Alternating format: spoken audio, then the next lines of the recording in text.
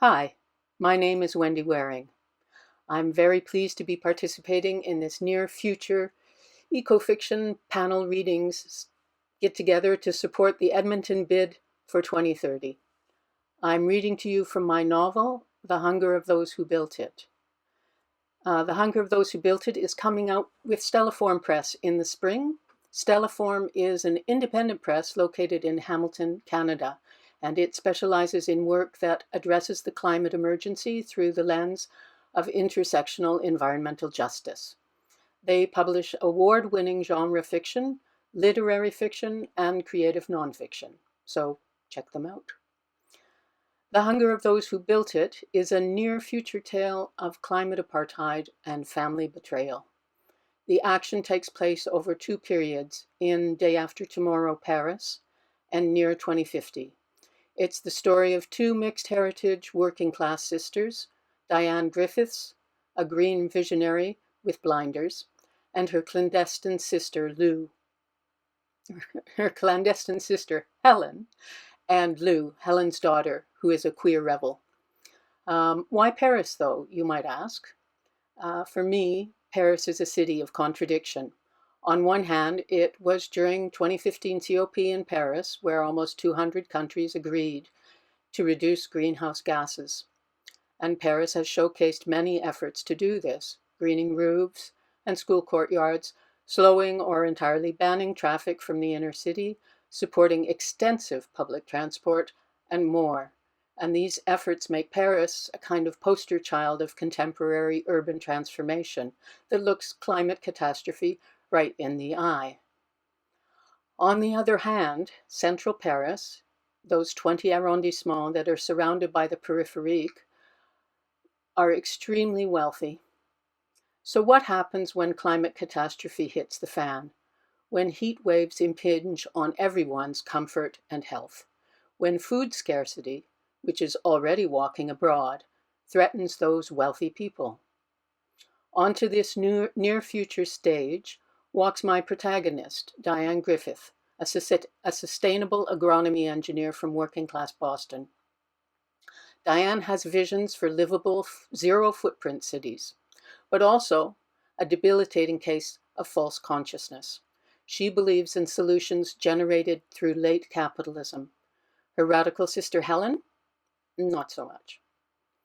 As the novel opens, after years of silence, Helen sends Diane a cryptic message from Paris. In a Robin Hood act of corporate theft, Diane's niece Lou has been trapped in the wealthy enclave of the Oxbow inside Paris's Greenbelt. This Greenbelt is what made Diane's name. It's a complex surrounding central Paris of vertical farms, rooftop orchards, and gardened walls, all built on the old périphérique beltway. And inside the Greenbelt is the Oxbow enclave, where the 1% of the 1% have retreated. But only the privileged eat there. Outside, hunger is common, as are its companions, disease and violence. And outside is where Diane's sister lives. As the Seine floods, Diane races back to extract Lou from the Oxbow. Diane must choose her life's best work or her family. Lou, however, has other ideas. She wants Diane to save the world. While I read from chapter 1, I'll be sharing with you some images that inspired me while writing The Hunger of Those Who Built It. Lou, in the Oxbow, Paris, 2049, at the turning of the year. Still, so still. No crowds, no hawkers, no city thrum. My footsteps ricochet off dressed stone walls and punctuate the tireless hiss of security systems.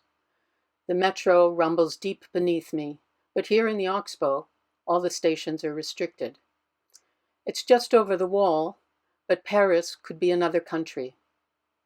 I hike up my work belt and bend to winkle a weed out of a crack. 50 meters in front of me, a rounded back in neon overalls is crouched over a tangle of wind-gathered refuse. That's Scarlett. I have no idea what she calls herself. 50 meters behind me, a man clad in the same neon is scanning for damage, for weeds, for impertinent saplings, just like me. I haven't found a name for him yet.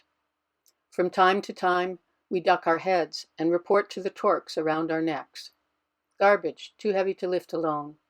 A lost package drone. A bee-bot, crumpled in the gutter like a wounded hummingbird. We do not help one another. Our torques punish us if we try to chat. I thought I had mastered silence. To sneak in here took 3 buried days of wordless waiting under the main ring of Paris's old circus. A long, unbroken night in the carcass of a pool emptied decades ago. But that patient stillness was nothing like the enforced silence here in the Oxbow. I slipped my gloved finger under the torque.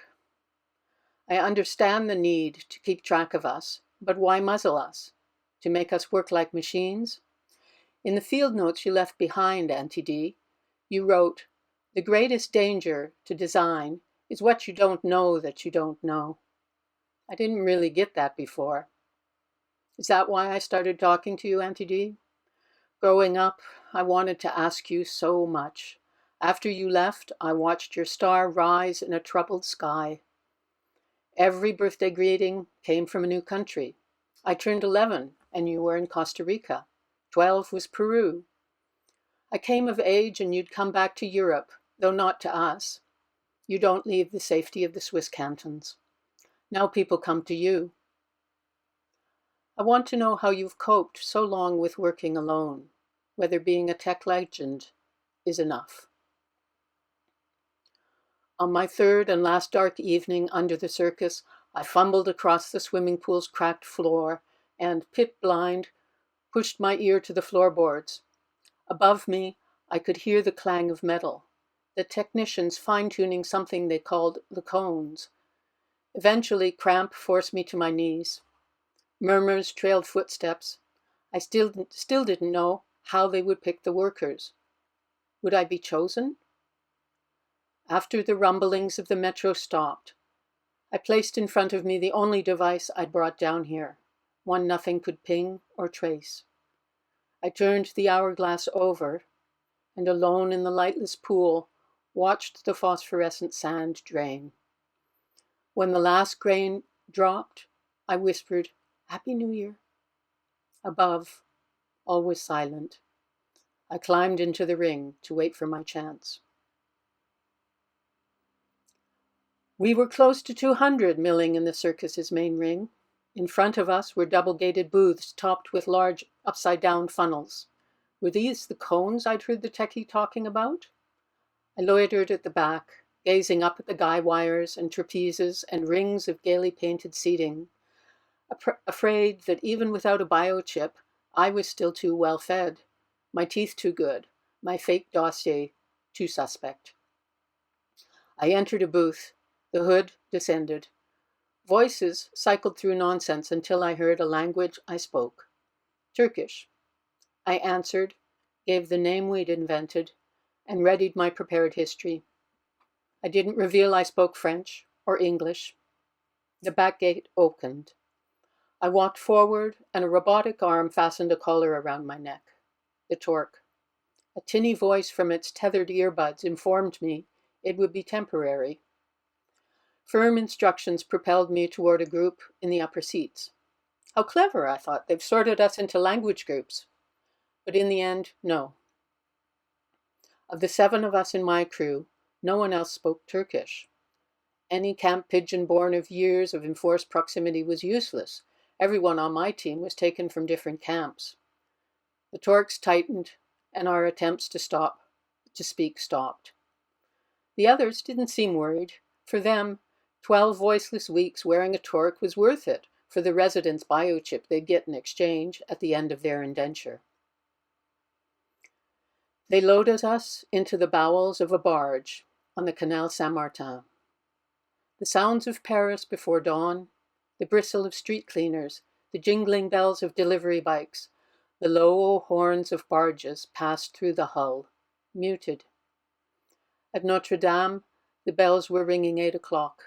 We sat cupped in their echo, each with our own thoughts. I smiled at an older woman opposite me. She smiled back tentatively, as if she'd forgotten how to use those muscles. At Trocadero, we picked our way over the quay's wide cobbles and climbed to the street, the Eiffel Tower looming at our backs. 2 by 2 they marshaled us, like a line of school kids in a Madeleine book, along the wintry mirror of Trocadero's monumental fountain and up endless flights of stone steps. We rested on the polished flagstones of the esplanade, waiting for everyone to catch up. Over the river and beyond the Eiffel Tower lay Paris, its domes and roofs a horizon in pewter. We turned our backs on the view and made for the dark gap between the wedding cake wings of the Palais de Chaillot. When I passed into that shadow, I felt a flutter at my throat as my torque was pulled. I was in.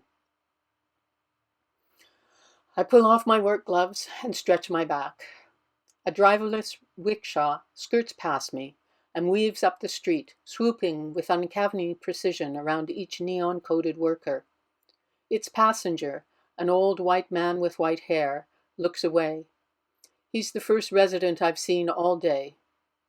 Should it be this empty in here? I don't like it. Your field notes said, an elegant bustle of carriages and palfreys and promenade. Maybe it will make my search for the seed house easier, but it's not what we imagined. Picture a stone in a dropped pond. 3 ripples are walls, one around Old Paris, that's the Greenbelt, the next around the younger city, and a third around the sprawling blighted one. But the oxbow, this refuge of the wealthy, is that dropped stone, an inaccessible walled enclave. When people build a wall, they may think they're dividing in from out, separating haves from have-nots. But they're not. They're marking a segregation that's already happened. They're building 2 waiting rooms joined by a closed door. In one, you dread the coming invasion. In the other, you plan. And in here, somewhere among all the dead trappings of luxury, is a hoard of seeds and the possibility of survival for thousands, maybe hundreds of thousands of people.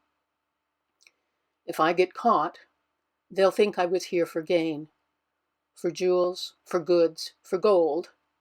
But I'm not. I'm here for hope.